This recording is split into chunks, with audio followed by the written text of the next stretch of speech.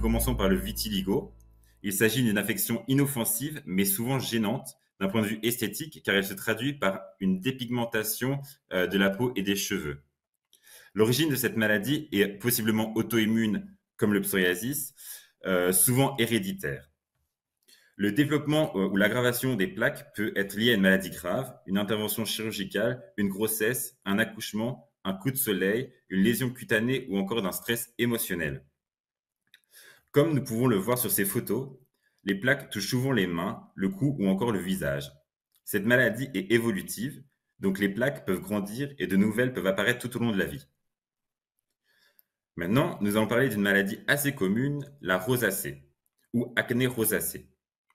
Il s'agit d'une affection inflammatoire chronique qui évolue par poussée et par période de récupération. La rosacée se caractérise par des joues et le bout du nez rouge vif.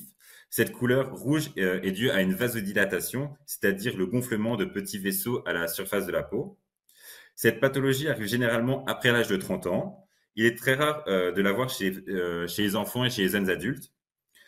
Bon, ici, la cause est polyfactorielle, donc il y a une part de génétique, mais il y a aussi une part, mais ça va être aussi, comment dire, dépendre de l'hygiène de vie en général de la personne.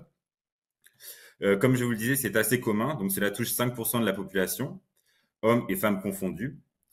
Tout type de peau est touché, avec une prévalence particulière pour les peaux claires, car ces vasodilatations rouges seront bien plus visibles. Les facteurs déclenchants et aggravants sont l'exposition intense aux UV, la consommation d'alcool, les aliments épicés, certains médicaments vasodilatateurs et les variations de température et le stress.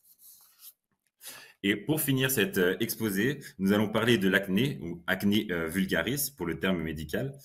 Et sinon, plus commun, on appelle ça les boutons juvéniles. Donc l'origine de cette pathologie est principalement un changement hormonal. Donc on va avoir ici une surproduction de sébum qui va obstruer les pores. Cela va être un milieu propice au développement bactérien. La peau va s'abîmer et une inflammation chronique de la peau va apparaître.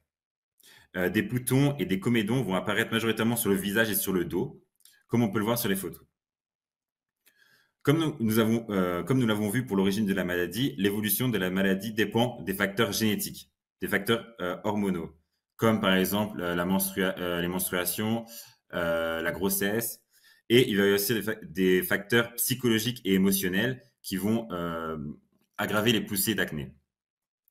Et donc, pour finir sur une note plus légère, il y a souvent des mythes sur l'origine de l'acné. Donc, effectivement, manger gras ou du chocolat, les carences en vitamines, la mauvaise hygiène, les infections ou la transpiration excessive ne va pas être à l'origine de la maladie, mais vont bien avoir une évolution, une influence sur l'évolution positive de celle-ci.